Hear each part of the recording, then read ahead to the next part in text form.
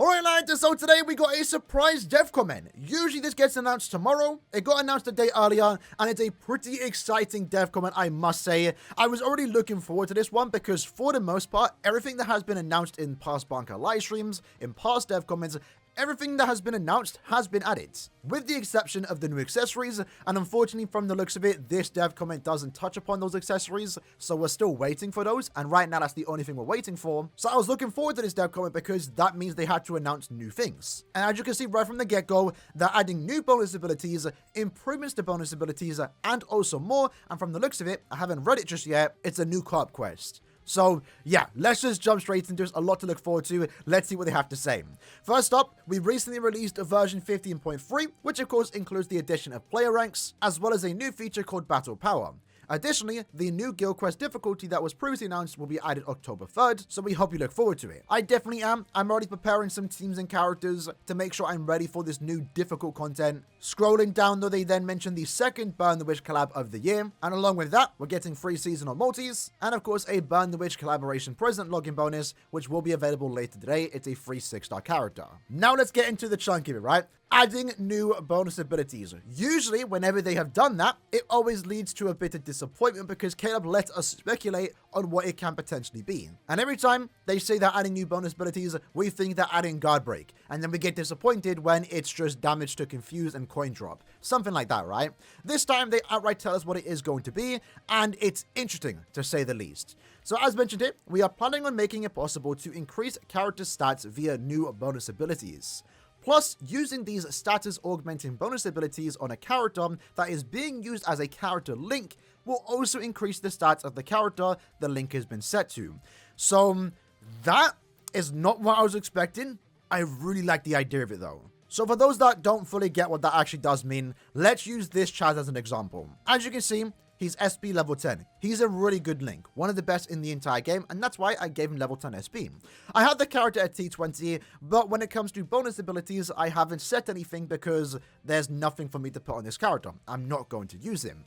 Well, now with this particular update, whenever they decide to add it, I can hypothetically, let's just say, give this character 200 SP as a bonus ability. We don't know the exact number right now. Keep that in mind. I could potentially even give 500 focus. Again, I'm making up that number. That's going to increase his stat. So this will potentially be a way for you to increase your stat line without having dupes to the character, but it is taking up a bonus ability slot. And if I was then to use this character as a link, as of right now he's given 371 SP, let's say that bonus ability gives him an additional 100 SP, when now he's giving me almost 500 SP. That's really cool. I like the idea of it. And essentially what this does mean now is that it kind of encourages you to work on characters, links to your characters that you aren't even planning to use, or more so plan to use as links. And there's some really good links out there, right? So someone like Tosho, for example, is given recharge and also strong attack damage. I have him max transcended. He's already given me the max amount of stats possible. But now I can change that full stamina damage, that weakened defense, to get potentially more SP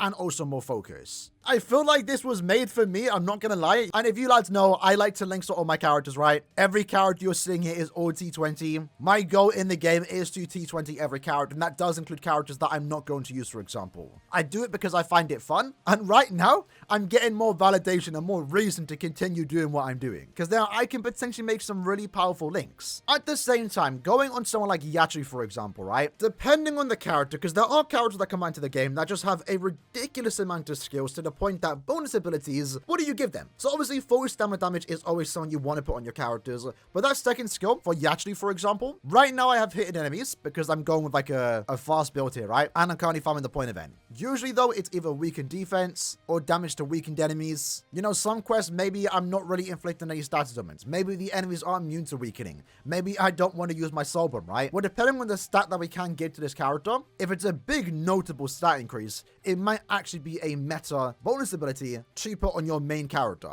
And if that's the case, I'm kind of down for it. So yeah, I gotta say, as of right now, I'm really liking the idea of it. It's more ways to make our characters stronger, which is probably going to be needed in the upcoming very hard guild quest. If you guys haven't already seen it, these are the stats for the new enemies. And the main thing to look at here is the defense stat.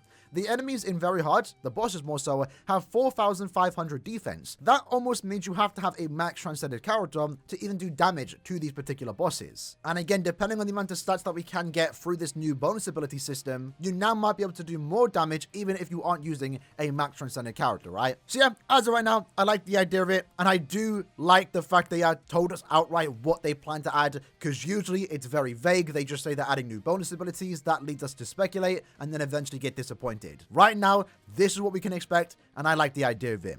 Number 2, and I haven't actually read this yet, improvements to bonus abilities.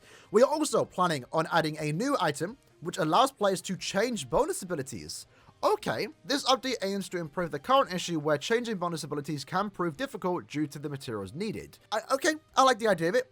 I'm down for that. I am someone that does do a lot of farming. I have a lot of links or potions, super links or potions, and I'm constantly switching my bonus abilities back and forth. I don't mind it, but you know, if I think about it, maybe the amount of times that I have done that, I have probably used quite a big amount of resources. And depending on how much you play the game, maybe you want to change your bonus ability, but you don't have the materials to do so. Well, now with this potential new item, we should be able to do that without having to use those links or potions, droplets, and also super links or potions. Not something I was ever expecting, but I'm down for it. One hope though is that this item that we can get to switch these bonus abilities for free, essentially. I do hope the item can be somewhat common. You know, maybe when it gets first introduced, it's going to be on the more rarer side, but then maybe as we do go by the months, maybe as we do go by the years, this item in particular can come significantly more common. Kind of like what we saw with Hogakus and Hogaku wheels. They were a rarity at one point, and now we can just get a crap ton of them. Ideally though, if this item can come out and be super common, that's going to be great. And then lastly, adding a new co-op quest.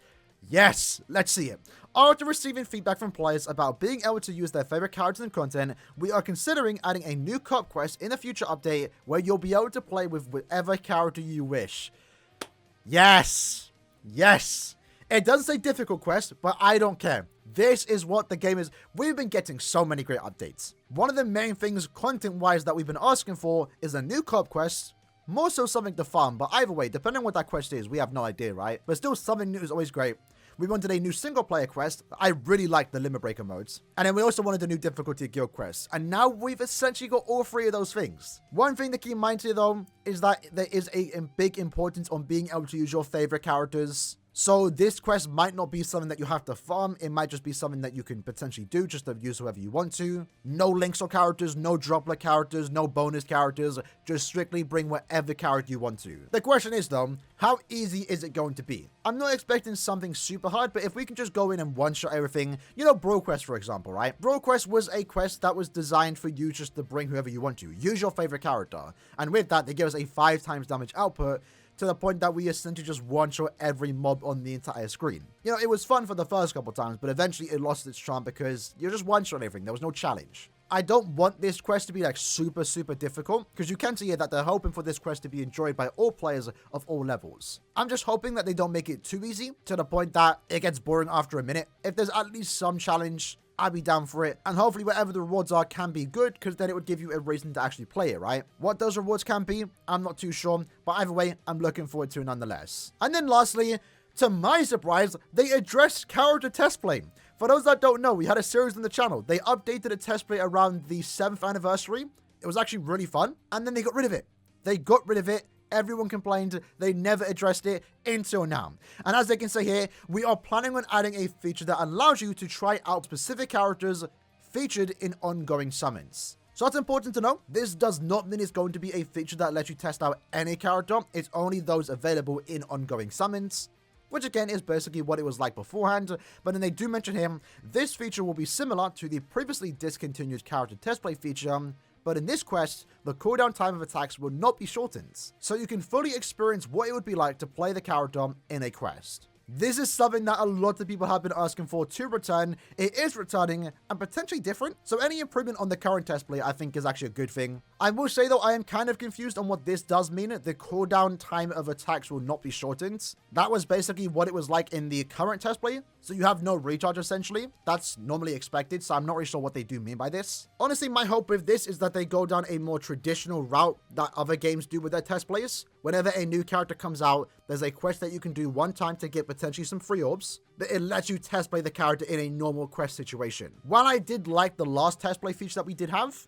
That quest in particular is not what you normally expect in a normal quest, and you didn't really get to try out the character and how they would perform in a normal quest, if that kind of makes sense. Either way though, never expected them to address test play. Excited to see it come back though, I will say. But yeah, look at that. 4 great additions coming to the game. Wow. Caleb, especially this year, have been just doing really, really good.